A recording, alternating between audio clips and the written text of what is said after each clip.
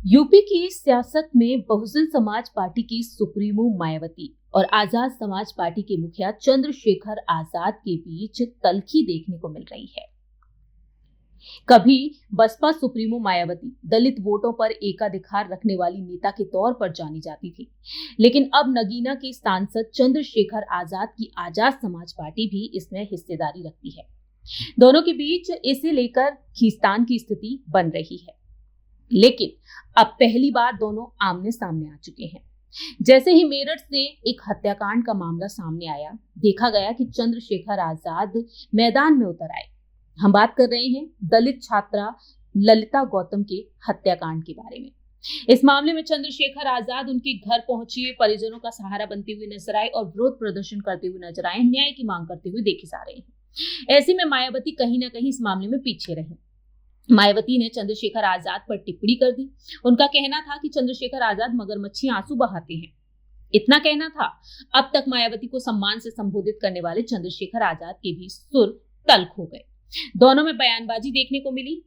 उन्होंने कहा कि अगर वाकई में मायावती को दलितों के दर्द का एहसास होता तो घर में बैठकर बयान न देती, मेरठ आकर पीड़ित परिवार से मिलती, पुलिस के जुल्म का विरोध करती।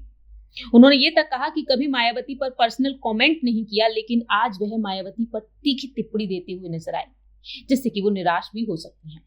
फिलहाल ये बात हुई यहाँ पर सामाजिक मुद्दे की, एक हत्याकांड के बारे में बात हुई जहां पर चंद्रशेखर आजाद डंके की चोट पर न्याय की मांग कर रहे हैं।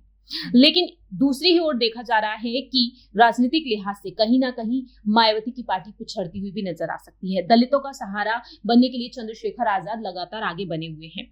सवाल उठते हैं यूपी विधानसभा चुनाव को लेकर। यूपी विधानसभा चुनाव में चंद्रशेखर आजाद यदि सपा के साथ आ गए तो फिर क्या बदलेगा समीकरण। चंद्रशेखर आजाद पश्चिम उत्तर प्रदेश में ही सक्रिय हैं, जिससे मायावती के लिए मजबूत गढ़ माना जाता था। लेकिन ऐसे में नगीना, बिजनौर, मेरठ, सहारनपुर, गाजियाबाद, आगरा के साथ कई इलाकों में असर दिख सकता है।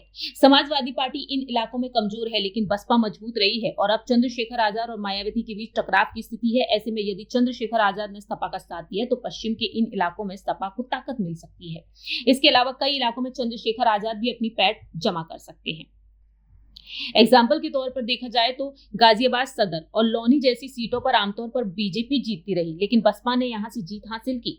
सपा कई सीटों पर तीसरे नंबर पर रहा करती थी, लेकिन अब दलित वोटों का बड़ा खेमा आजाद समाज पार्टी के साथ चलते हुए नजर आ रहा है, तो ऐसे में सपा को निश्चित तौर पर फायदा मिलेगा। फिलहाल दलित मतदाताओं में मायावती की कम सक्रियता के चलते विकल्प की तलाश है, वे चंद्रशेखर आजाद की ओर रुख कर सकते हैं।